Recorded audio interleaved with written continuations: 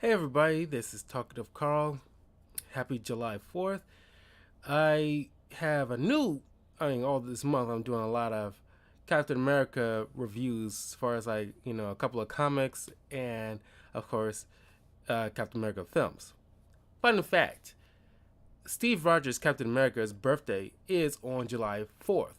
So I thought it would be apt to do a movie spoiler review of the first Avenger on July 4th. So I waited all this time to do this review on this day.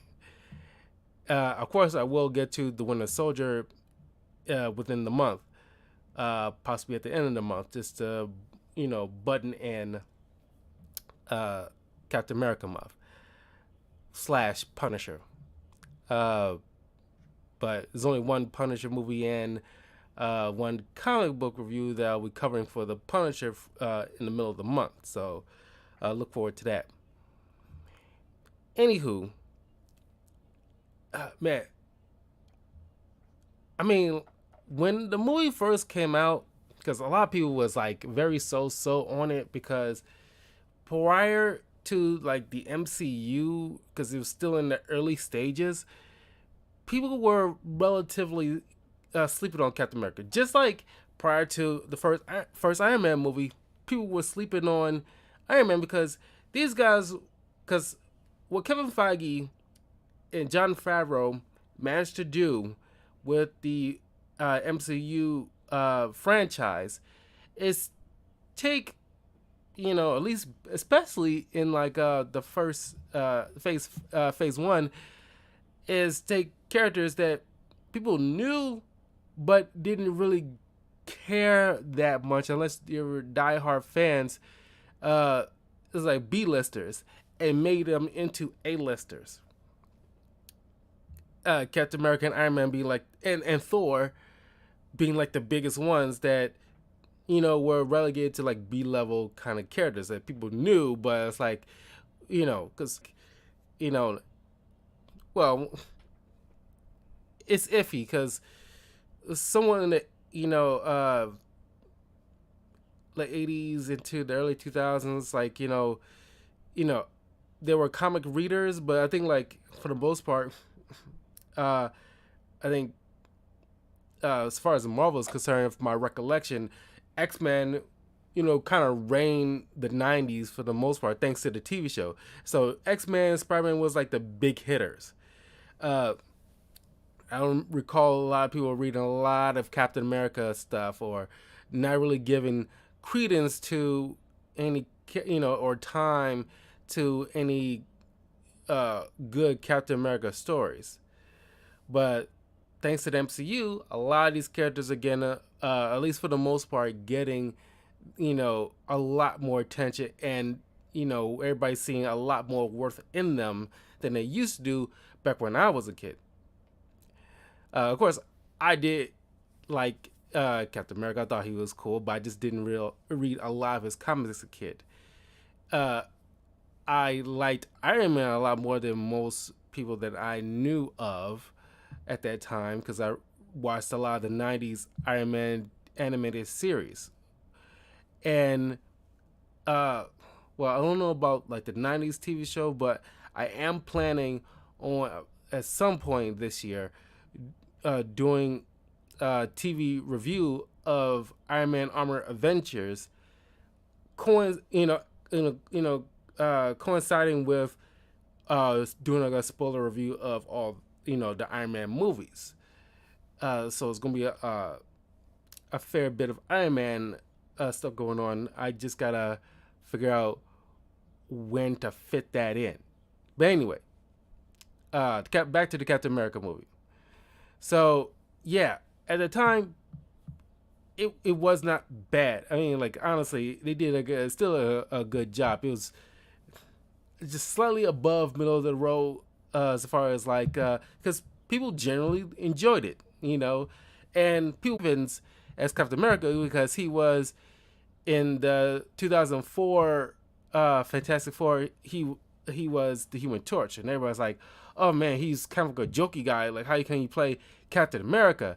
but it's like people get iffy on certain people, like most notably Heath Ledger as his portrayal of the Joker. People was like, sleeping on him until he pulled out a great performance. Now Chris Evans is synonymous with, people still remember him like, at least a fair amount of people still remember him as Johnny Storm, Torch if you're nasty.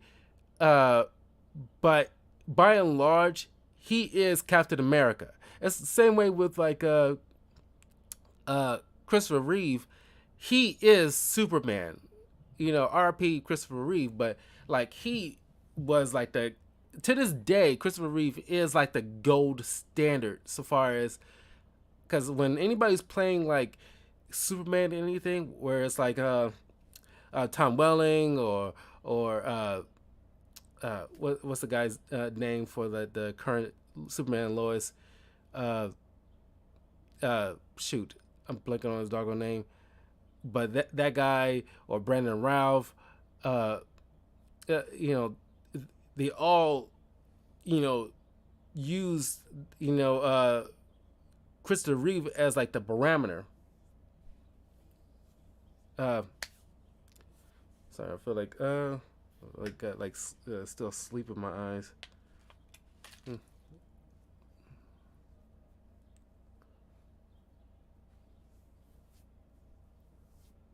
Sorry, I did wash my face, but it's like dry skin, whatever. Anyway, but yeah, Chris Evans did a phenomenal job as as Captain America, and like he put out all the stops. He made people appreciate Captain America. And there's like a famous quote of Captain America that always stuck for me, for many years. That because a lot of like right wing idiots, just like with the Punisher, like to take their moniker and try to pervert it. And there's because the Punisher wouldn't like any of those right wing bullshit people who's trying to use, like, because currently in Punisher comics, they have to rework the skull because some like right wing idiots like to use that to as like a flag to do idiotic stuff, thinking something like that will the Punisher would approve of. The Punisher would, more than likely take out those same kind of people if they did anything wrong, which more than likely some did. Not something that he would approve of if he read a decent amount of Punisher. And same with Captain America. Because just because he wears the American flag, he has this quote: "I'm loyal to the dream, not to a government," or something to that effect, showing that this. And I mentioned in other reviews, especially in my earliest Captain America review, like late June leading into this month, of Captain America Truth, Red, White, and Black. You could check that. Excuse me. You can check that comic book review out on my YouTube channel, youtube.com/talkingofcarl, as I talk about Isaiah Bradley and how Captain America, Steve and Bucky, despite them growing up during the 40s, especially during wartime, they was probably like the most, probably the few in that era, because there were a decent amount, but by and large, there's a lot of people with like prejudices and stuff like that, against like people that are different, and they didn't see things like that. They were like just good guys that saw other good guys and work with each other. As you can see in this film, once I get into it, how stand up of a person Steve Rogers is. And this is where it always gets me. Everybody loves Steve Rogers, Chris Evans' portrayal of Captain America and in the films and stuff like that.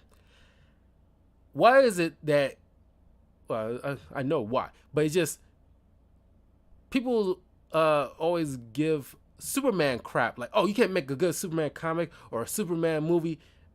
I have it. Tyler Hoechlin, that's his name. It's the Superman on Superman Lois. I knew it started with a T, but uh, uh, that from what I hear, because I haven't seen the TV show, because like people are like, oh, the first season is great. The first season is always great. That doesn't tell me nothing. They always put their best effort into the first season. Can they maintain that in subsequent seasons? I don't think they have. I think at least not in the third season, from what I'm hearing. But because the CW and get very CW, if you know what I mean. But you can make a good Superman comic or a story or a movie. Yes, you can.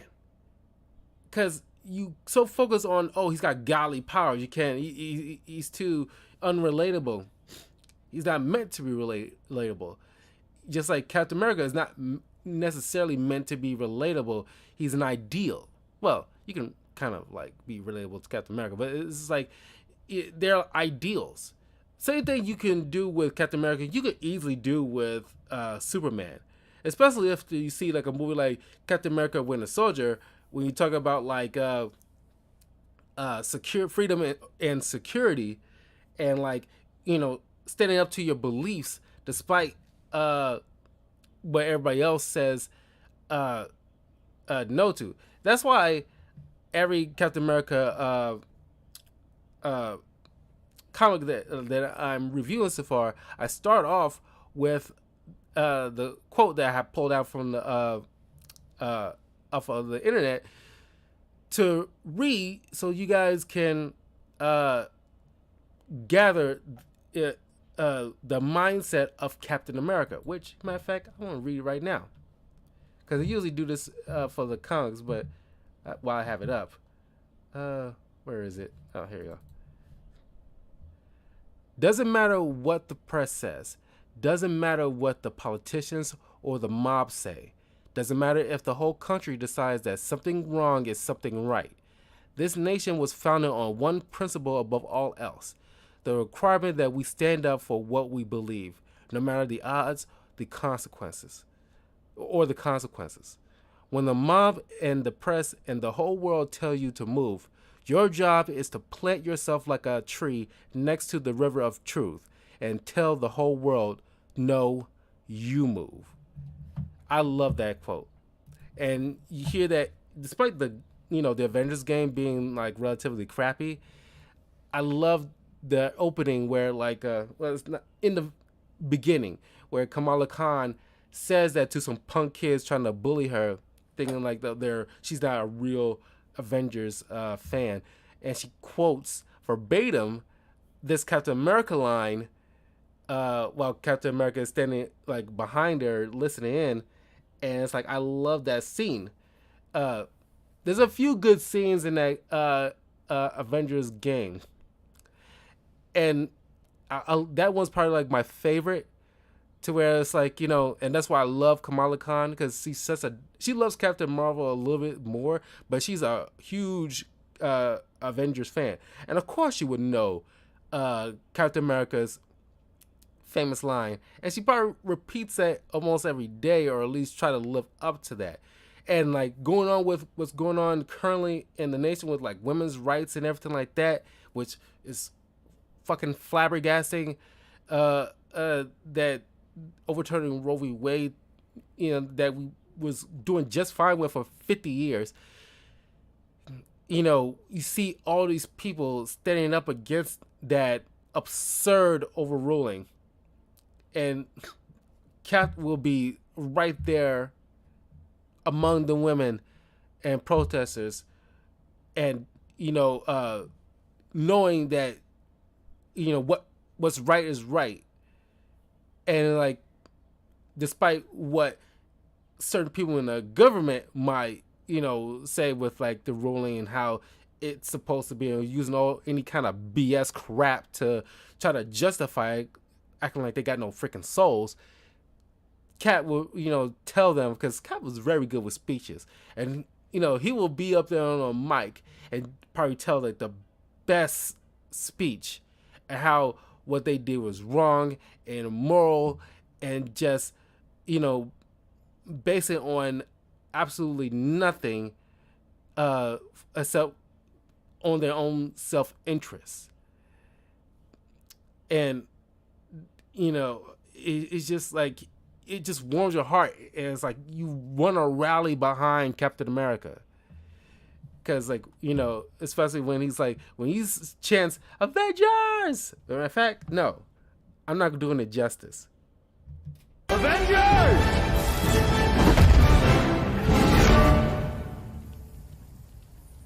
Assemble.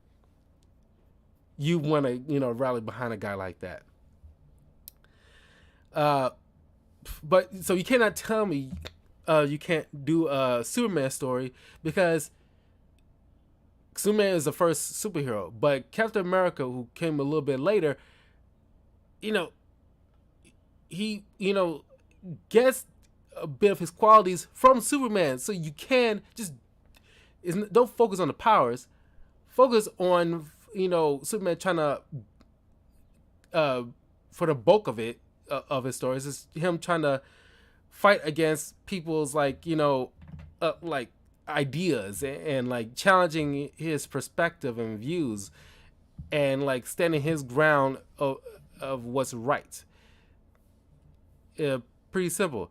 And yeah, there's some obviously beat 'em up kind of fights going on in comics and movies and stuff like that, but it's usually people who challenge his powers in some shape or form, or some people who, like Brainiac or Lex Luthor, whose mind is greater than Superman's, so he has to be creative in dealing with guys like that.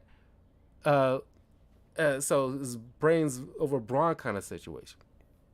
But I'm going off on a tangent, but I'm just pointing out that you can tell good Superman stuff because you got a perfect example with Captain America films.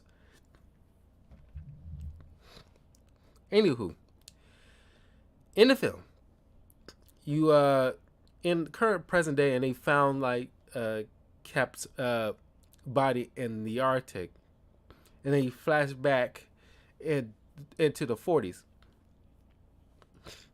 It's like nearing like the tail end, at least probably like several months away from like the end of the war altogether.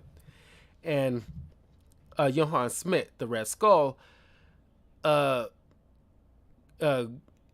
to Thornsberg, Norway, you know, which is like, you know, at that time was occupied by Nazis, and he finds the Tesseract, or as we know later to be the Space Stone, who was partly supposed to be like part of Odin's artifacts, but somehow was left on Earth. Don't know the story behind that, because maybe Odin's in his younger years traveled to Midgard and you know fought alongside Vikings and left that as a gift or something like that. But Johann, you know, laid waste to the church and you know and the people there because they're fucking Nazis. And took the Tesseract to power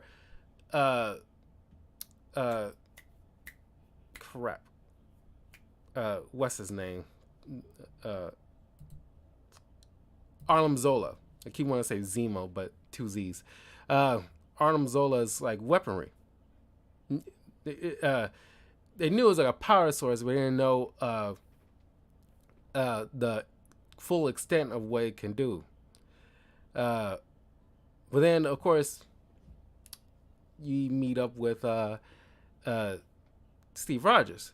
Now, mind you, they had to obviously CGI the body, or at least CGI is, you know, it's a little. It's 2011 when this movie came out, so like the CGI work is slightly dated.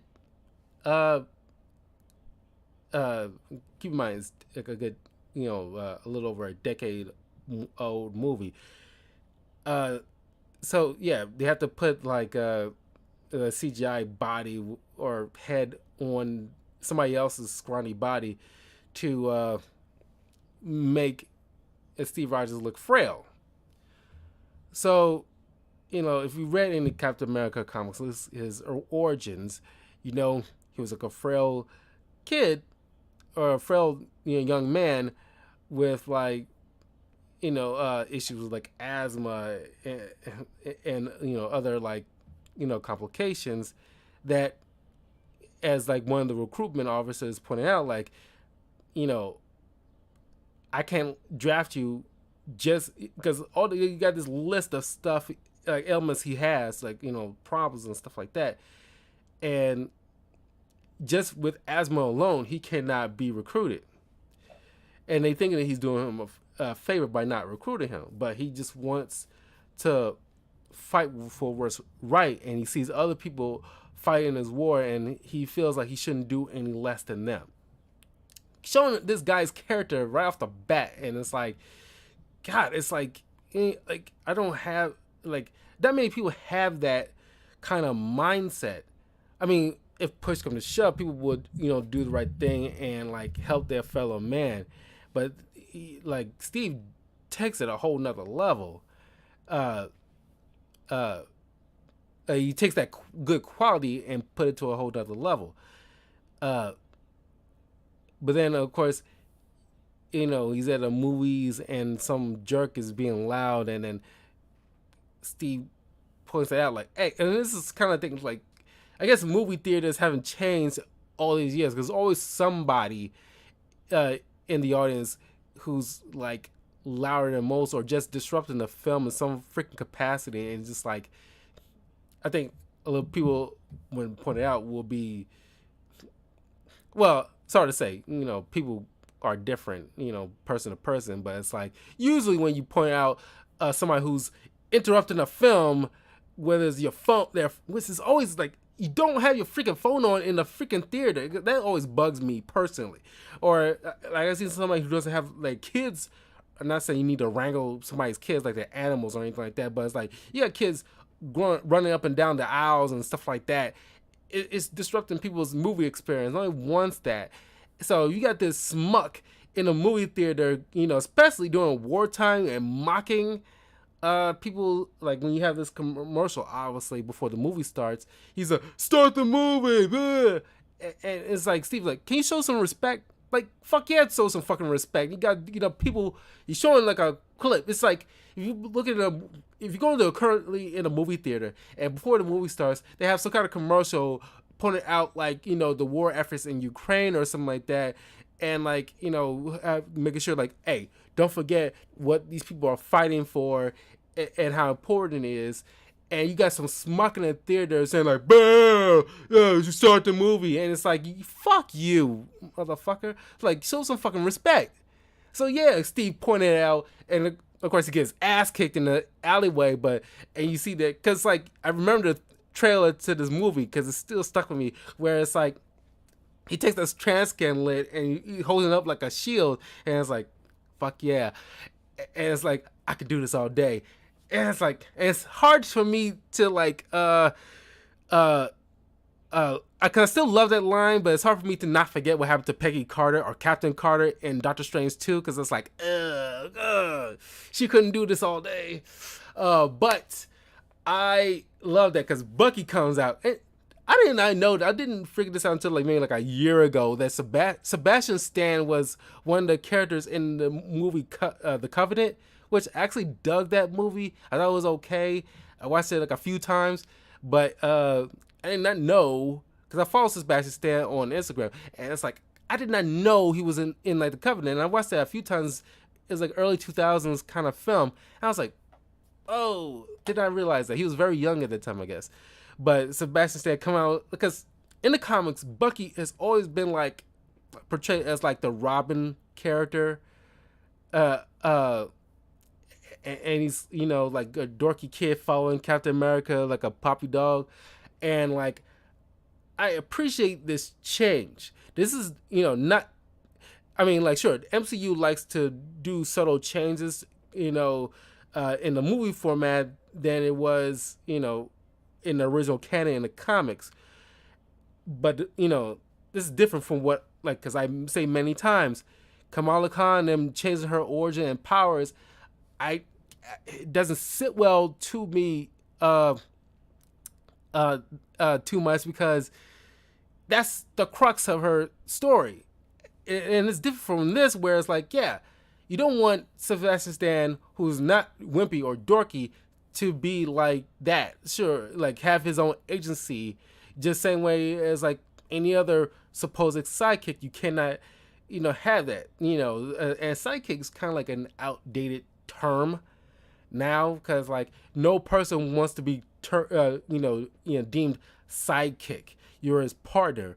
You're not like a little kid following around like a little lost puppy dog.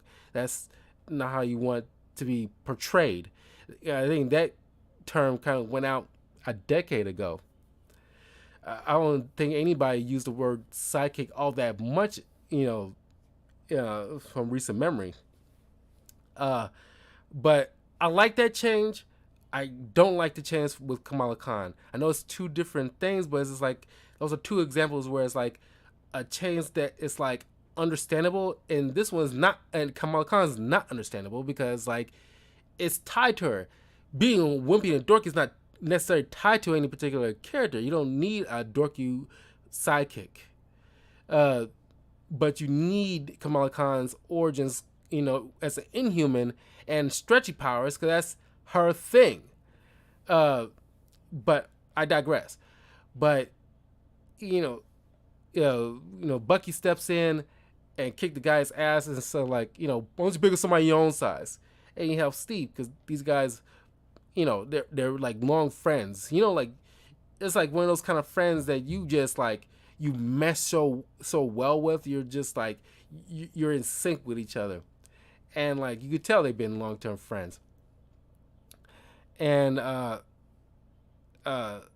it's like you don't, in normal movies, I want to say normal, like MCU movies are not normal, but you get this kind of rhetoric that you see a lot in like Hallmark movies, or just most other TV shows. It's like it's like people who like in like a TV show or film, like they're obviously brother and sister, and like you got it, bro, you got it, sis, and it's like nobody who's a brother and sister don't call each other bro and sis. You just like you set the scene to make that understandable and organic without shoving it in people's face.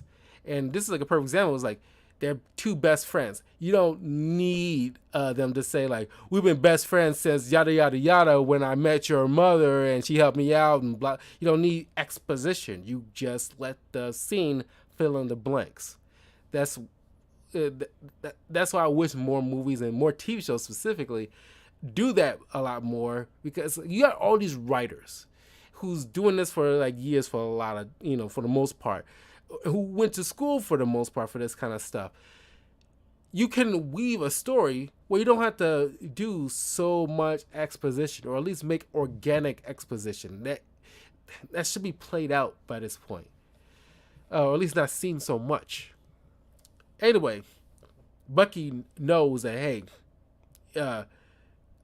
you can like help with like war bonds and other stuff. You don't have to be out in the battlefield, and it's like that's not what Steve wants to do. He wants to fight alongside the other men who out there fighting the fight, and he doesn't want to do anything less than that.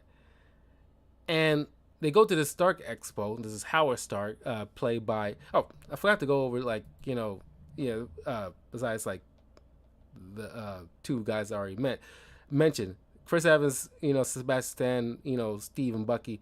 But you got Haley Atwell as Peggy Carter, and she's doing a lot lately with Peggy Carter in the past. Ever since like What If, it's been the her little TV show with like early Shield and stuff like that.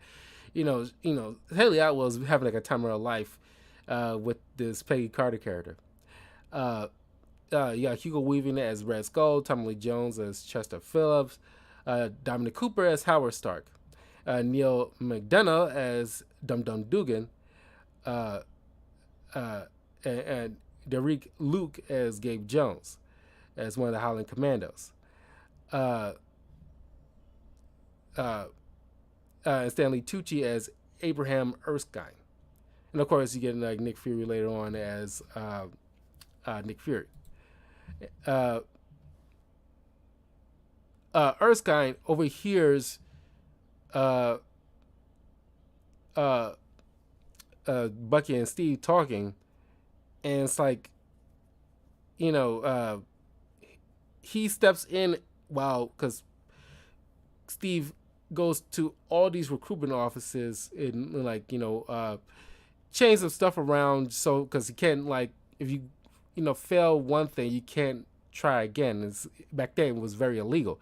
I think it's probably still illegal if you failed recruitment. You can't try again because, like, they're not letting you in for a reason. So Erskine steps in one of his tests, and I like this part because, like, I don't think anybody pointed this out because if you remember from Civil War, when Spider-Man comes in, Steve asked him, where are you from? Queens. And Steve gives that sly smile, and I don't know if anybody ever pointed this out, because Erskine says, like, well, he originally from Germany, but he's been living in Queens for quite some time. So it's like he just recalls his closest friend Erskine saying he was from Queens, and it's like he just gives him that memory, and it's like, I like that. It's like, I don't think, because like I never put that together in either one of these movies. Like, one of his dearest friends is from Queens, and you meet this kid who said he's from Queens, and he's fighting along, like he's fighting with Iron Man, and they duking it out and whatnot. But it's like, I thought that was pretty cool. I did not put that together. But he asked Steve, so you wanted to go and fight Nazis? And Steve asked, like, is this a test? Yes.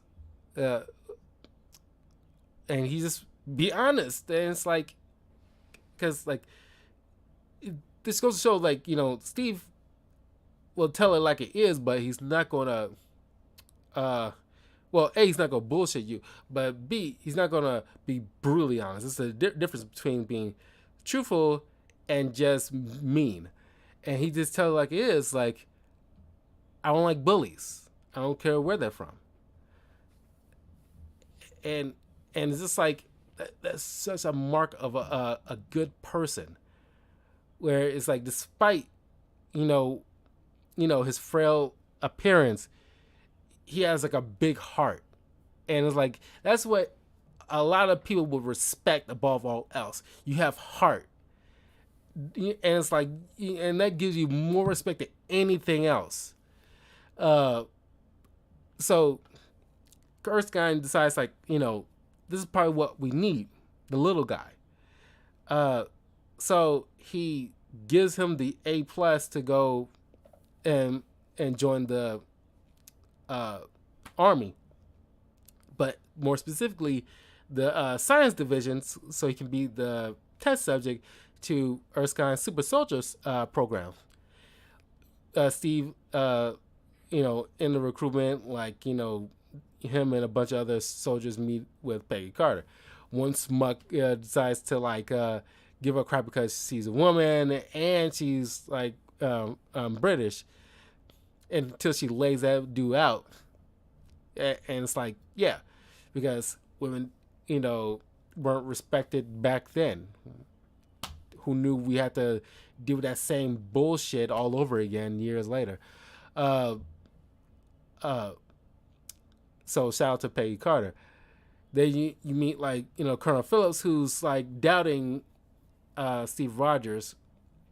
Because a lot of people doubted him, because, like, oh, give this guy a sandwich, Jesus, like, and appearances, because, like, that's what Peggy's been dealing with, like, because that's where her and Steve kind of formed this bond that grew into love later on. It's just like appearances can be deceiving. People underestimate you just by your appearance, and not understanding your worth. And uh, Phillips decided, okay, I'll throw this demi grenade, because he pointed out that smuck that Phillips pointed out the jerk who was giving Peggy Carter crap instead of respect as a superior officer. Uh, he pointed out like he's big, he's strong, he follows orders. What else you need? So he throws a dummy grenade to the ground, and that guy runs away while Steve jumps on that dummy grenade. Even though his little frail body, even if it was real, that little frail body, wouldn't, absorb that much of the impact. But that shows what the guy, who the guy is as a person, and not what his outer appearance shows. And that impresses like Erskine and Peggy. And then you see this other little test as he's, marching with the other men, and the I'm about to say scout leader, a superior officer who's training them, say like, whoever gets his flag gets a ride back with Agent Carter. So everybody's trying to climb this pole, and nobody ever figured out to, like, I guess, the workaround, like, because Steve is pretty, smart, but it's kind of like he thinks outside of the box. And so he pulls the pin out and has the pole fall so you can just walk over, grab the flag. He didn't say, like, I doubt anybody would have let that fly, but they never specified that you have to, that you can't call the pole to fall down. So Steve gets to ride back. I'm pretty sure now that wouldn't roll anymore. Or at least they're more clarified. Don't pull the pin out and try to climb it, moving forward. They probably would specify that.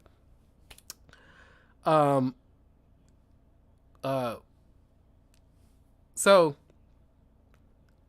the night before the experiment, Erskine had got this awesome scene. I think it's one of the best scenes out of the entire film. And it's a mark of a good movie because like you because like there's certain movies that the dialogue is so much almost more almost more important than any fight scene in an action film. Whether it's like Jurassic Park with that lunch scene, the first Jurassic Park movie with the lunch scene with everybody gathered around the table discussing the ethics of bringing dinosaurs to the modern world, or with like The Dark Knight, where, well, at least the bulk of the movie is almost like dialogue scenes, but they're all freaking good. But more specifically, I think a lot of people remember the Joker opening scene where he's talking with all those mobsters, or a lot of Alfred's scenes, more specifically about his time in Burma, and this bandit raiding a caravan with all those precious stones, showing that sometimes there's people out there just want to watch the world burn. And this one I like in this film, where it's like Erskine just telling him, Steve, about the Red Skull and his first testing of the serum, but not realizing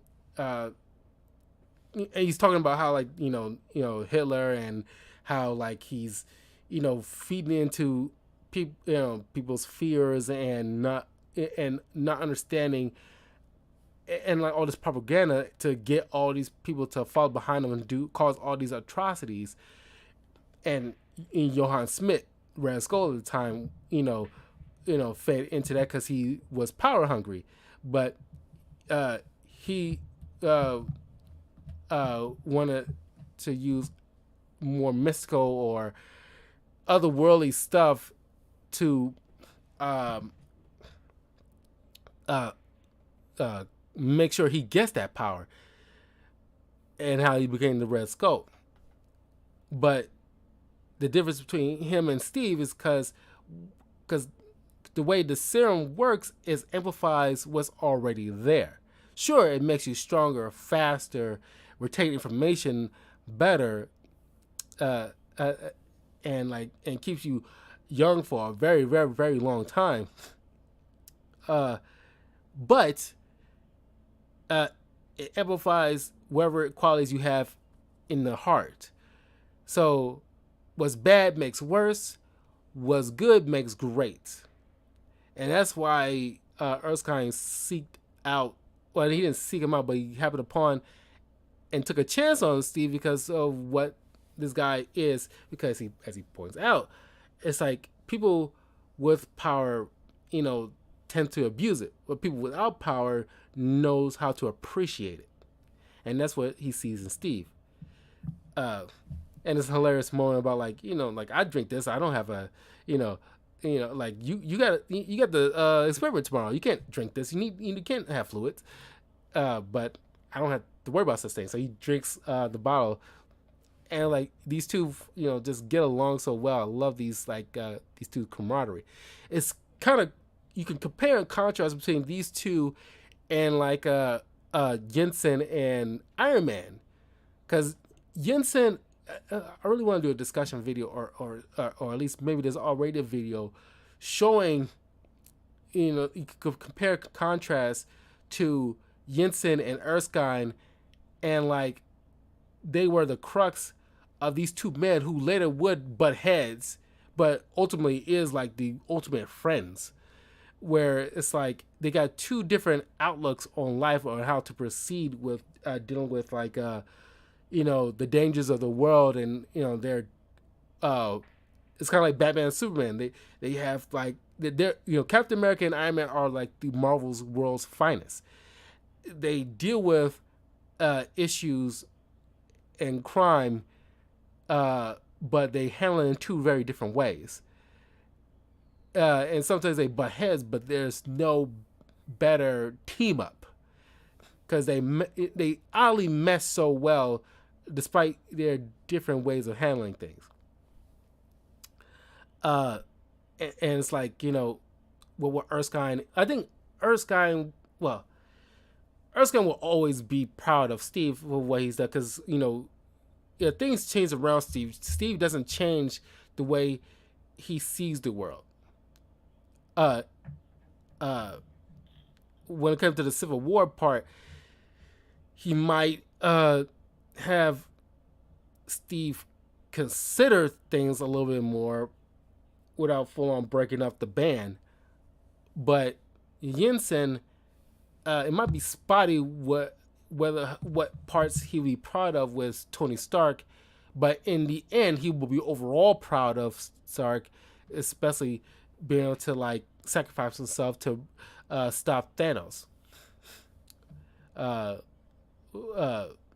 Because about you'll see when I eventually do like a review with the Iron Man films, he points out about what will be your legacy, Stark. And by the way, I did do because there's a Iron Man game based off the first movie that I did a walkthrough of. You can check that out on my YouTube channel as I do a lot of video game walkthroughs. You can see all that, but I didn't have any audio on that one, so there's no commentary.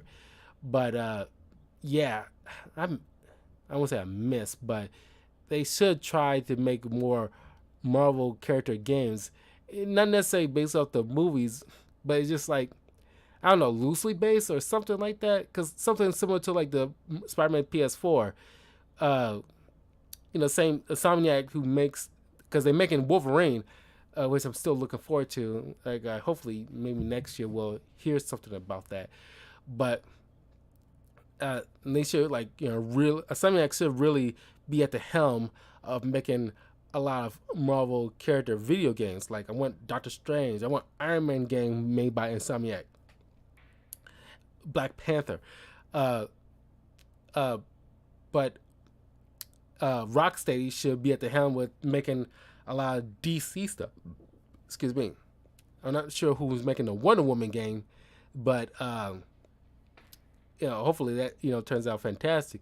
But it's just like you got to have this one single company who has like a perfect track record of making the most well regarded game based off a superhero uh, to handle this stuff, because because I'm not I'm losing. I won't say I'm losing faith, but it's just like my excitement for Marvel's Midnight Suns is waning a little bit with this whole card based turnstile thing they got going on, which I was kind of hoping at least to the degree of Marvel Ultimate Alliance, but I don't know. Uh, anywho, so uh, next day, as like Steve and Peggy are having this conversation about like Steve uh, haven't found the right dance partner, because women looking at him and thinking like they might step on him or something like that, and they don't see a value in him. Uh, uh, but you see like him and Peggy is like really like hitting it off. Cause I can't imagine like what would these two's kids would look like, or a kid. I don't know how many. Cause I imagine Steve, who went eventually back in time again to reconnect with Peggy after Endgame, eventually would have kids, or at least a kid. Who would that kid be? Because I imagine he'll be just like he or she will be just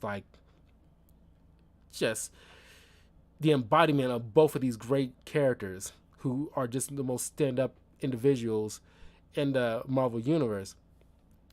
What would that kid would look like? Uh, uh, Kind of hope MCU maybe tackles that at some point. But they go to this secret, place in Brooklyn, and where they haven't, this experiment is being taken place. Uh, Erskine injects Steve with like the serum and hit him with Vita rays or Vita rays, depending on how you pronounce it. I pronounce it Vita rays.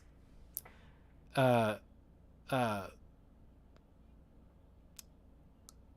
uh, so Steve comes out bulky Chris Evans, but there was an assassin in that mess, a Hydra agent who infiltrated, the secret facility, assassinates Erskine, takes a vial of the serum, and runs off. While an explosion, went off. So Steve chases after him. He's running barefoot in New York City. I imagine that should be sure he has super soldier serum, so I guess anything he's stepping on like wouldn't really affect him all that much.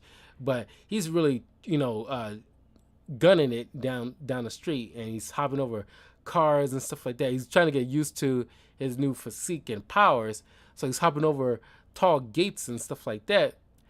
And like he eventually catches up with the guy, but he takes a cyanide capsule and kills himself in lieu of being interrogated. But the serum he took, the last vial of Erskine's stuff, smashed to the ground, useless. So Steve and Red Skull are the only two, at least for now. If you watch my review of Falcon and the Winter Soldier, you know how the other part of the whole serum situation, or if you ever watched like Civil War, what happened with the other serum stuff, or at least what like the low rent version of the Super Soldier Serum, how that panned out. But anyway, for right now, there's no more Super Soldier Serum. Steve was the last successful story. So Phillips, not wanting, because he went like a whole army of Steve Rogers, but they only have him, and he didn't see, still again don't see the value of Steve, even though he wants to fight. The experiment was a success. He wants to go out there and fight amongst his brethren, but Phillips was not letting him because he still doesn't see the value in him, uh, the same way Erskine did. But this other dude, I'm blanking on his name, uh, decides to use him as, not that dissimilar to the real world where Stan Lee wrote a lot of Captain America comics to increase morale among the troops.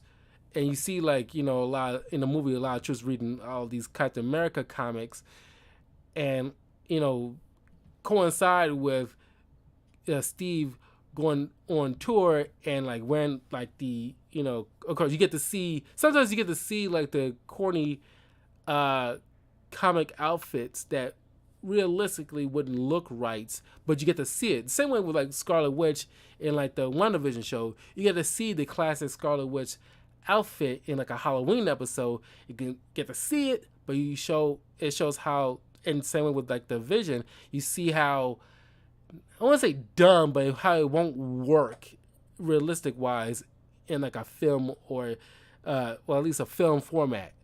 But you get to see like the classic Captain America wingtips and everything like that. You get to see that, but in like a goofy costume for, as he's going on tour, doing the Captain America thing. Captain America throws his mighty shield. All who fear this shit must yield. That kind of thing. But Steve isn't too happy because it's not, this is the closest he get to being near his brethren and trying to do something for the war efforts. But as he's talking with Peggy, it's like, because Steve Rogers, I'm glad they include this in like these films, you forget that Steve Rogers is an impressive artist. And in I think in the comics currently, I think he does, art as like possibly a day job. I think he's just like I won't say a famous artist, but he's like, it's got something to do with it. I don't know. I mean, he works with like Shield sometimes when they're not disbanded or whatever, but he has to make money somehow. So I imagine he sell a lot. I'm pretty sure he sells a lot of his art to make money, because he's an impressive artist. So he's drawing himself as like a dancing monkey, and him and Peggy had this conversation. So you only had two choices, like stay inside and be a lab rat, or get out there and just be like a dancing monkey.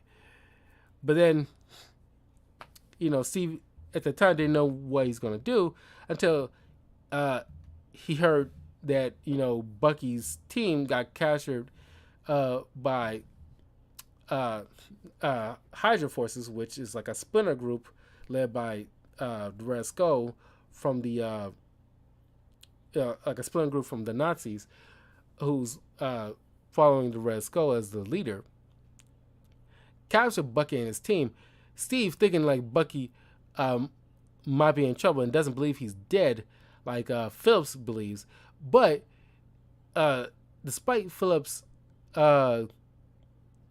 orders, Cap decides he uses his stage costume and takes the rinky-dink shield to go to the last known coordinates of where they supposedly been captured. But thanks to Peggy and Howard Stark, who's the only person crazy enough to fly them close enough, he goes there, and he's just like, thanks to, I guess, like he trained quite a bit of time in the military, because he is an impressive fighter. He's adapted to all forms of fighting. But this is early Captain America, but he's just like he's able to like sneak around and be able to like take guys down, and like he only had like what it wasn't specified how long he's been in the army so far, but I imagine like he only been trained somewhat in physical combat, but he seems like he's just like been doing this for like years. But I'm not saying that's like an issue, but it just like wasn't clarified like why is he this good? He only been training for like a little bit of time, relatively little bit of time. But he breaks out the Hollow Commandos, and he finds Bucky, who was apparently earlier being like tortured, but he's still alive. So he's seen his map with all these little points of interest that other Hydra bases are located, and this is how his super soldier mind work. Now he can be able to see something at a glance and use perfect recall. So he breaks out. He has like a tussle with Red Skull and Hugo Weaving. It's a shame that Hugo Weaving he couldn't be bothered to come back because I guess he didn't like the prosthetic of the Red Skull. But it's like he was only gonna be there for like that one movie supposedly, but he couldn't be bothered to come back during like the events of Infinity War and Endgame for just like a little bit. And it could have easily CGI'd the Red Skull on his face. He didn't have to do the whole prosthetic stuff, but he had to go with somebody else instead. I forgot who the other actor's name who did the role for Red Skull in the Infinity War and Endgame. But it's like, man, like you're one of the biggest Captain America villains of all time, and it's like I'm not sure how he feels about the MCU during the whole course of the events, but imagine, not that he hates it, but it's like he just had no interest in it, I guess. But it's like it's been a course of 10 years. You don't want to come back and reprise your role as the Red Skull to button end things at the very least. It's nearly started with you because you was there in phase one. You don't want to be at the end for the wrap up of this phase of this like massive saga for at least, because like what the Red Skull was in like what 10 minutes of all screen time combined with Infinity War and Endgame, all of 10 minutes. You didn't want to just be there for 10 minutes, but whatever. So Steve brings everybody back. Everybody loves Captain America now. Everybody loves Steve now. So now, thanks to Howard Stark, upgrading his suit a little bit, now he's out there fighting with his brethren, taking down these like Hydra bases.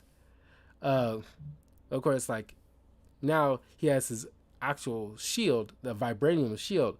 Of course, is the only piece the U.S. got, and they form it into like a circular shield. And of course, in the comics, Cap got his shield. If you watch my Black Panther comic book review that I did in February for Black History Month, Rise of the Black Panther, in one of the issues they pointed out that in the comics, T'Chaka, who would have been alive during the event and leader of the, obviously he was still leader whenever he's still alive, he's still leader until the day he dies. But in his youth, as leader of the Black Panther, during the events of WW2, he bumped into Captain America in the comics, and they teamed up to fight off against the Nazis from setting foot in Wakanda. And as thanks, and like camaraderie between the two, Steve gives, to T'Chaka his old triangle shield that you see in the comic panels of Rise of the Black Panther. T'Chaka has it mounted as a sign of respect between him and his brother in Captain America, and as thanks as kind of like a promise. Like, Cap never in the comics, Cap never revealed the location of Wakanda. He kept that personally to himself because he's that honorable of a person. So T'Chaka gives Steve this shield as thanks. So in the comics, that's how Steve gets his shield. And of course, it gone through some changes. Of course, like there's one time when Thanos broke that shield, or at least it's been broken at least a couple of times by powerful, extremely powerful beings, alien, almost godlike entities, but it's always been reforged by Wakandans. But in this, it's like, because if you watch the Black Panther movie, which I also reviewed back in February, you can watch that review there on youtube.com/talking of Carl. The bulk of the vibranium mound or meteorite that crashed landing in Africa, certain pieces fell in other parts of the world. One chunk fell in America, where Howard Stark must have found it, and that little bit that they found, he forged it into like a little circular shield. It wasn't enough to mass produce it, unfortunately. So Steve decided to use it as his like symbol, because he'd rather have like a shield than a full-on kind of like something that attacks and defends, rather than something that full-on attacks. But there's this earlier scene which not many people care for, but where this secretary sees Steve, and it's like, oh my God, you're Steve Rogers, you saved all those people. And Steve is like bashful, like he's still the bashful young man who doesn't know how to talk to women. And it's like, a lot of people can relate, but she sitting there like putting the moves on him, and Peggy happens to walk in. It's very like CW or High School Musical Hallmark Channel BS, where it's like the whole misunderstanding, and she assumes like, oh, now you got all this power, now you just like any other guy. It's like, come on, you're not gonna give this man the benefit of the doubt. You just assume that he changes whole tune just because he has like abilities now. Yeah, it's a funny scene to me, but they could easily have just taken it out. You don't need that. I think it's a very forced drama just to get them to be like not snipey, but just like holding like a bit of like a pettiness between the two, because he assumed she and Stark are a thing, and she assumed like he's like changed his tune and think he's just like any other meathead dude. But yeah, like I said, he started taking on these Hydra bases, thanks with the help of Bucky and the other Howling Commandos. But then they found Armazola on this train track, and they need to bring him in alive so we can find like the main hub where the Red Skull is located. And by the way, during this whole period, the other forces from the Nazis who's still loyal to Hitler decide to come in to inspect Smith's findings and like what he's been up to, and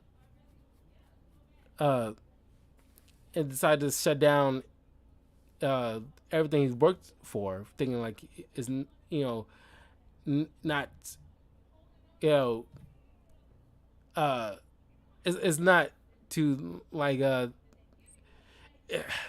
it's basically ultimately it's not for the interest of Hitler. So one of them found like this map and sees like one of his attack locations is Germany, and it's like and then like Red Skull using the power of the Tesseract and forming like a weapon kills uh these three. But here's what I'm confused on. Knowing what the Tesseract does is like it controls space. So by and large, it transport because you see like Red Skull was transported by the end of the movie to I'm about to say Dathomir, but that's Star Wars, but Volmir, I think, something like that, to where he was there for the rest of his days. So anybody he shot with that thing, were they just transported? Because for a long time we thought they were just seemingly killed, but it's possible they was transported to some place that probably led to their death, but we never know where they would have been transported to. That'll be an interesting thing to know. But by and large, I'm pretty sure they probably long since been dead. But anyway, this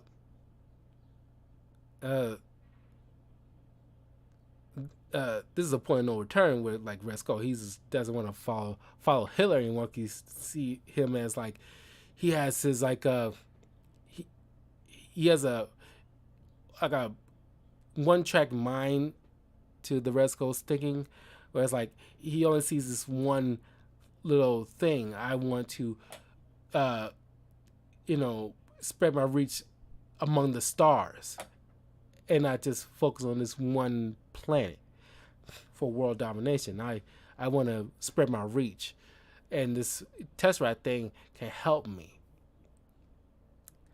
So they get on this train, and in the ensuing fight, in order to get Zola, Bucky seemingly dies and falls off the train, which we later know he survived. But we'll get to Civil War in the future. Well, not Civil War, but like Captain America Winter Soldier. We'll get to that pretty soon and what happened with him.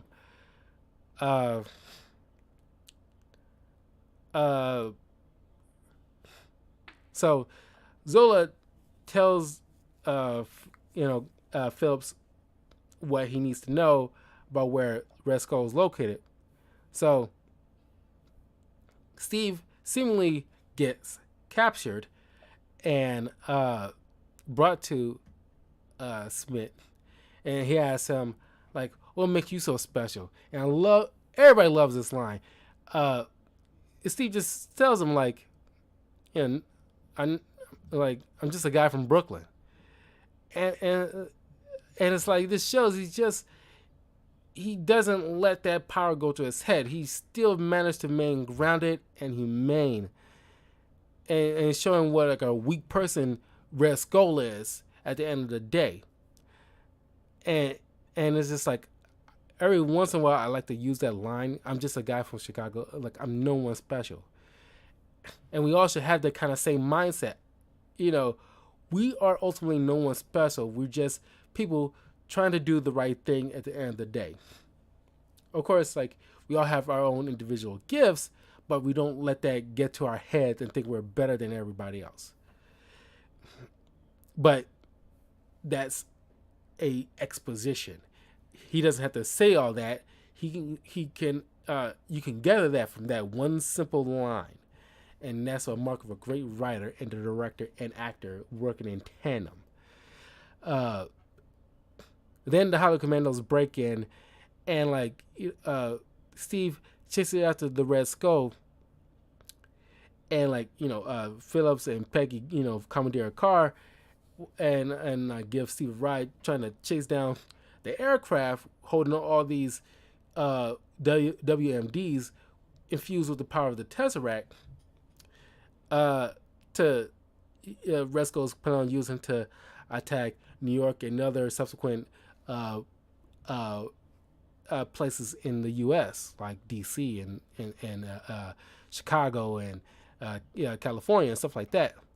So Steve and Peggy share a kiss, and it's always cracked me up because Tommy Lee Jones, who's played Phillips, it's like man, he's like he just remains the same look and appearance as he always has, and it's kind of like eerie in a way. I think the youngest he ever looked in my recollection, the first movie I seen Tommy Lee Jones in ever as a kid was Under Siege with Steven Seagal. I think that's the youngest I ever seen Tommy Lee Jones in anything. But then again, that's like the first movie I think I ever saw him in. And so it's like, man, he's always looked old. But he comes up with his lines like, uh, uh, uh, "Don't look at me, I'm not going to kiss you," something like that. It's like it kind of cracked me up. It still cracks me up. It's still funny. But he enters the aircraft while Phillips and Peggy and the other commandos take hold of the base, and Steve takes on these Hydra goons and stops them from like releasing these warheads, and he takes on the Red Skull, and thanks to one of his shield throws, he disrupts the containment unit holding the Tesseract, and since Red Skull was manhandling it, knowing that this thing, burns through a lot of certain objects if it's not suspended in animation or in some kind of containment unit to keep it in place, it transports Red Skull to an unknown location until we find out later in Infinity War where he ended up. But well, maybe not Infinity War. Yeah, I'm pretty sure it's Infinity War. I know he's in Endgame, but I'm pretty sure there's a shot in Infinity War where he's at. Yeah, it was in Infinity War with Thanos and stuff like that. But then the Tesseract just falls on the floor of the aircraft and it burns through everything and it falls in the ocean, never to be seen until another 70 years later. Oh, not like 70 years later. I mean, like it was eventually recovered by Howard Stark.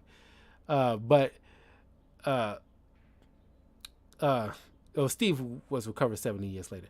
But Steve has to crash this thing in the Arctic. It's the safest place he can put it just to keep these things from causing any kind of devastation in New York, where it was originally headed to. And so, thinking he's going to die, he says, him and Peggy says their goodbyes, and and he regretted not getting that dance with her.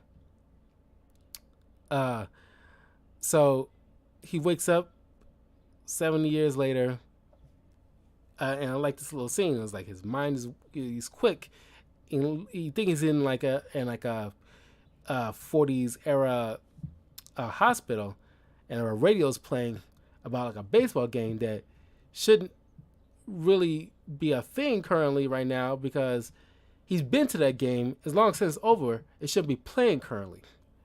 So he's asking his woman, like, where are we really? Who are you really?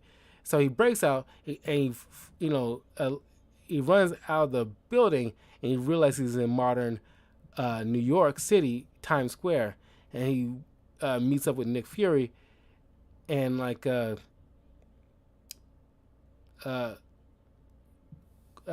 kind of misremember because I thought he said it in this, but maybe it's in the Avengers movie he said it.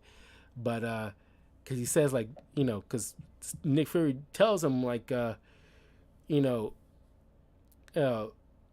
been asleep for 70 years, and he asks like did we win? And it's like yeah we won. And then but in this he's kind of like a little dour look on his face, and Nick asks him like, you gonna be all right? Like, yeah, I just I had a date.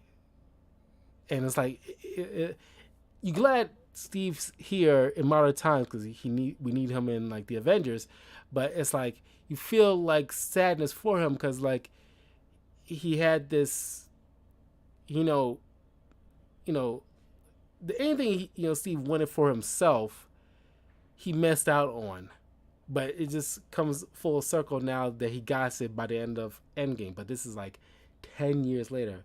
5 if you included the whole time span in in Endgame. But he managed to well, not 10 years, 70 years, five extra, or at least, well, like 10 extra, five, so 85 uh, years in canon of the story, I guess, that he finally get his dance with Peggy. But yeah, and that's where Captain America, the first Avenger, ends. We'll see Captain America in the Avengers, blah blah blah, which I'll eventually get to. As a matter of fact, I want to. Part of me wants to cover the Avengers. Well, I don't know, because I want. At first, I thought about like doing like all the Avengers movie after I'd done with all the other solo films, but I think I'll play it by ear if I feel inclined. Like if I cover all the Phase One stuff completely, because eventually I need to do the Thor films, but I really don't want to do Dark World because like that's probably my most. If you see my on my YouTube channel, I did like a tier list of all the Marvel MCU films and TV shows, including like Peggy Carter show, as well as the Netflix shows and Agents of Shield, up to the point of Hawkeye TV show. Up to that point, I ranked all the films, and like Dark World is the F tier list. I'm just gonna tell you right off the bat, but you can check out my video of how I do my tier list. But Dark World, despite Endgame trying to make Dark World a good thing, I'm sorry, it's probably like the worst. It's like out of, despite people's issues with Captain Marvel, I don't think Captain Marvel was bad by any stretch. I think it's very middle of the road. It's okay, it's serviceable. I still enjoyed it. I like Brie Larson as Captain Marvel. I thought she did a fine job with the stuff that she had to work with. I think it was the director and writers. Well, maybe the writers more often than anybody else's fault. But in the Marvels movie coming out with Kamala Khan and Monica Rambeau, I think people involved will do a better service to Carol Danvers than her breakout movie did. But yeah, eventually I'll get around with doing like the Avengers films. But I just gotta play it by ear of which one I might feel like doing. But I'll try to do them when like I finish with certain phases. I mean, certain individual movies in certain phases. Like once I do like the first two Thor film, well, the first two. No, the first Thor film, first two Iron Man.